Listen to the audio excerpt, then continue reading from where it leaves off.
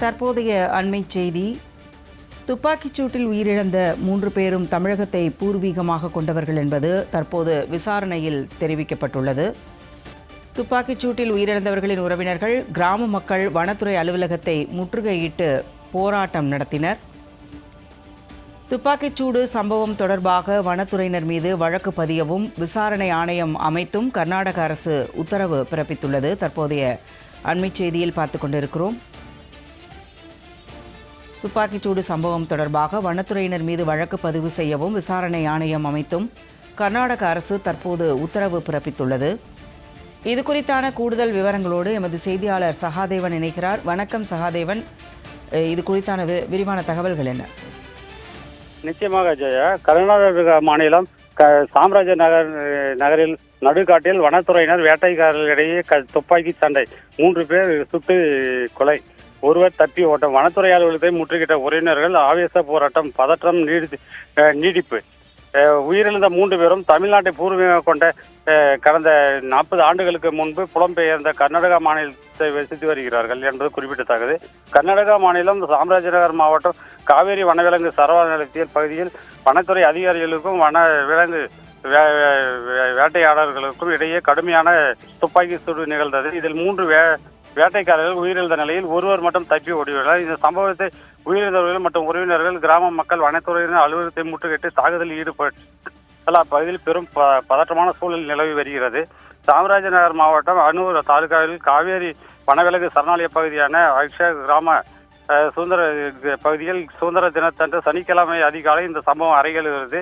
டோமியார்பாளையம் கிராமத்தைச் சேர்ந்த அந்தோணிசாமி, பீட்டர், குமார் மற்றும் மாரியா மங்கள கிராமத்தைச் சேர்ந்த மகிமாதாஸ் ஆகிய 4 பேரும் சட்டவிரோதமாக காட்டு விலங்கு ஒன்றை வேட்டையாடி அதன் இறைச்சியை பங்கு போட்டுக் கொண்டிருப்பதாக வனத்துறைக்கு தகவல் ரகசியது. அதன் பேரில் சம்பவ இடத்திற்கு விரைந்து அந்த வனத்துறை அதிகாரிகளுக்கும் வேட்டைகளுக்கும் இடையே கடுமையான மோதல், துப்பாக்கி சண்டை வெடித்து வனத்துறை நடத்திய துப்பாக்கி சண்டையில் அந்தோணிசாமி, பீட்டர், குமார் ஆகிய 3 பேரும் சம்பவ இடத்திலேயே உயிரிழந்தார். இவர்களுடன் இருந்த மாமியாதாஸ் என்பவர் தப்பி ஓடி தலைமறைவாகியோடு அவர் பிடிக்க வனத்துறையின் தனிப்படை தீவிர தேடுதல் வேட்டை நடத்தி வருகிறது.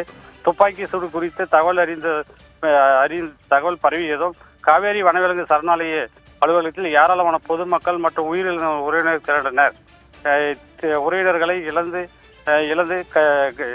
கதறி அழுத குடும்பத்தினர் வனத்துறையினர் நடவடிக்கை எடுக்கும் எதிர்ப்பு தெரிவித்து ஆவேச போராட்டத்தில் ஈடுபட்டு ஒரு கட்டத்தில் ஆத்திரமடைந்த கும்பல் வனத்துறை அலுவலகத்திற்குள் அத்துமீறி நுழைந்ததால் நடந்ததால் அங்கு பெரும் பரபரப்பு ஏற்பட்டது. நிலைமையை கைமீறி சென்றதை தொடர்ந்து சட்ட ஒழுங்கு பாதுகாக்க விரிவான பாதுகாப்பு ஏற்பாடுகள் செய்யப்பட்டுள்ளன. கொள்ளுகள் மற்றும் பெருமொழி ஆகிய பகுதிகளில் இருந்து கூடுதல் போலீஸ் படைகள் வரவழைக்கப்பட்டன.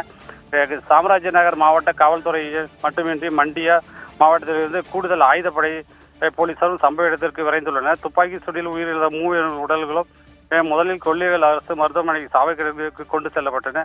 தொடர்ந்து பலத்த போலீஸ் பாதுகாப்புடன் உடற்கூறு ஆய்வுக்காக மைசூரில் உள்ள KR மருத்துவமனைக்கு அனுப்பி வைக்கப்பட்டுள்ள இப்பகுதியில் மேலும் சம்பவம் எதுவும் நிகழாமல் இருக்க தீவிர கண்காணிப்பில் ஈடுபட்டு வருகிறேன். ஜெயா,